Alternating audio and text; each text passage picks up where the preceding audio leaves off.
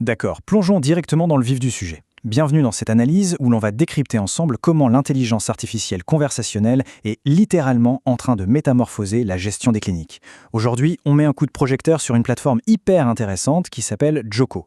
C'est fou quand on y pense. Une technologie qu'on utilise souvent pour, disons, automatiser des boutiques en ligne qui s'adapte là aux exigences ultra strictes, ultra critiques du milieu médical.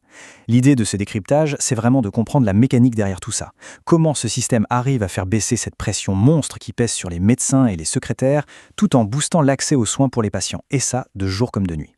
Alors, la base du problème, c'est ce que toutes les cliniques connaissent sous le nom redouté de la perte en ligne. Imaginez juste 2 secondes. Il est 23 heures. Un parent panique parce que son enfant a une forte fièvre. Ou alors, c'est le chaos total le matin, à 8 heures, avec le standard téléphonique qui explose littéralement. Qu'est-ce qui se passe en vrai sur le terrain? Eh bien, ça sonne dans le vide, la ligne est occupée, ou le secrétariat est carrément fermé. Et boum, des tonnes d'appels manqués. Ça, c'est la perte en ligne. Ça crée un stress pas possible pour les patients et côté clinique, c'est la désorganisation totale dès le matin avec une montagne de messages vocaux impossible à gérer d'un seul coup. Et cela illustre brillamment le choc entre deux mondes. Vraiment, le contraste est saisissant. D'un côté, on a la clinique traditionnelle, souvent complètement sous l'eau, le téléphone sature en permanence, les appels se perdent, les files d'attente s'allongent à l'accueil, bref, le secrétariat rame pour rassurer les gens sur place tout en gérant le téléphone qui n'arrête pas de sonner. De l'autre côté, on a la nouvelle expérience propulsée par l'IA. Là, boum, la réponse est instantanée. Le patient obtient ses infos ou réserve son créneau de manière 100% automatique. 24 heures sur 24, 7 jours sur 7, jour férié inclus. C'est un changement de paradigme absolu. La technologie fait carrément office de bouclier pour absorber tout le choc de la demande. C'est donc là que Joko entre en scène. Mais attention, on ne parle pas du tout d'un petit gadget web ou d'un chatbot basique qui tourne en boucle et qui finit par nous énerver. Non, pas du tout. On parle d'un véritable réceptionniste médical virtuel qui ne dort littéralement jamais. Le système est conçu pour accueillir, rassurer et orienter avec une précision chirurgicale. Ce n'est pas juste un répondeur froid, c'est une intelligence capable de comprendre tout le contexte de la demande médicale. Et le super pouvoir pour la gestion de la clinique dans tout ça, c'est que pendant que la machine gère ce premier contact sans s'arrêter, les vrais humains, les équipes soignantes, sont enfin libérés pour faire ce qu'ils font de mieux, se concentrer sur les soins physiques et les cas complexes. Le truc le plus bluffant avec cette approche, c'est l'accessibilité, le côté omnicanal. En gros, oubliez l'idée de forcer les patients à télécharger une énième application médicale hyper lourde ou compliquée, surtout pour ceux qui sont un peu moins à l'aise avec la tech.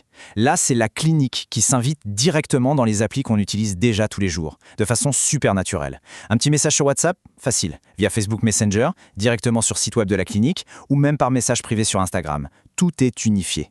Et pour la clinique, c'est magique. L'IA regroupe absolument tous ces canaux sur un seul et même tableau de bord. Résultat, aucune demande ne passe entre les mailles du filet. Passons à la suite et regardons comment tout ça s'articule concrètement avec un petit scénario d'usage. Comment l'IA gère-t-elle exactement une demande spontanée? C'est ultra rapide en 3 petites étapes. Étape 1, on détecte l'intention. Un message tombe à 2 heures du matin, j'ai besoin d'un pédiatre en urgence demain.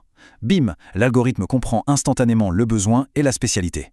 Étape 2, l'IA, qui est connectée aux outils de la clinique, plonge dans l'agenda des médecins et vérifie les disponibilités en une fraction de seconde. Et enfin, étape 3, la confirmation automatique.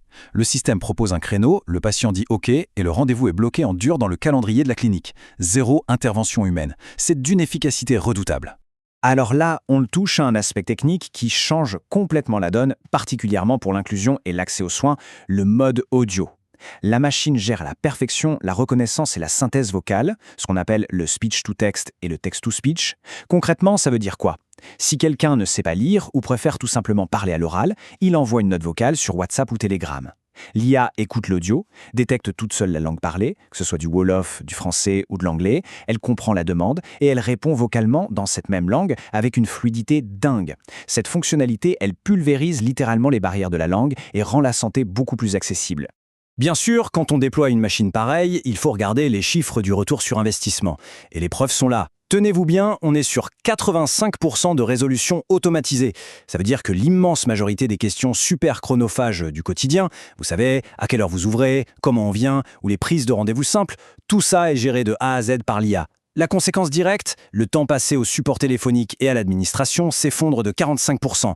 C'est pas juste un petit gain de temps, c'est une bouffée d'oxygène monumentale pour la clinique. Les goulots d'étranglement de l'accueil disparaissent totalement. Maintenant, ce qui est vraiment intéressant ici, c'est ces données incroyables. 98% de satisfaction client. Franchement, ça casse pas mal d'idées reçues, non? On pourrait facilement se dire que mettre de l'automatisation massive partout, ça va déshumaniser la médecine et frustrer les patients. Eh bien, les chiffres prouvent exactement le contraire. Et c'est très logique en fait. Quand on a une angoisse ou un problème de santé, la priorité absolue, c'est d'avoir une réponse vite et que ce soit clair. Obtenir une confirmation de rendez-vous tout de suite, même en pleine nuit, c'est un soulagement immense. Ça montre bien qu'une technologie hyper efficace ne sacrifie en rien le bien-être du patient. Pour résumer toute cette philosophie de transformation, il y a cette conclusion extrêmement puissante qui redéfinit le rôle de l'accueil. Avec ça, on ne gère plus des demandes d'infos à la chaîne, on gère des opportunités qualifiées. Le but, ce n'est plus d'épuiser le secrétariat à répéter les mêmes choses toute la journée au téléphone, non. Le matin, quand l'équipe médicale pousse les portes de la clinique, l'agenda est déjà trié, organisé et qualifié selon l'urgence ou la spécialité par l'IA pendant la nuit. Toute cette énergie précieuse du personnel soignant, elle est sauvée et elle peut enfin être redirigée vers le cœur même de leur métier, l'accompagnement humain direct et les soins sur place. Ce qui nous amène à cette grande réflexion finale. Face à une technologie omnicanale pareille qui efface la redoutable perte en ligne et restructure de fond en comble la gestion des cliniques, le monde de la santé est-il prêt à franchir ce cap ? Est-ce qu'il est temps d'enterrer définitivement le concept même de l'appel sans réponse ? C'est une perspective complètement fascinante. L'intelligence artificielle conversationnelle ne vient pas remplacer l'humain. Elle vient déblayer tout le terrain administratif lourd pour laisser toute la place à la médecine.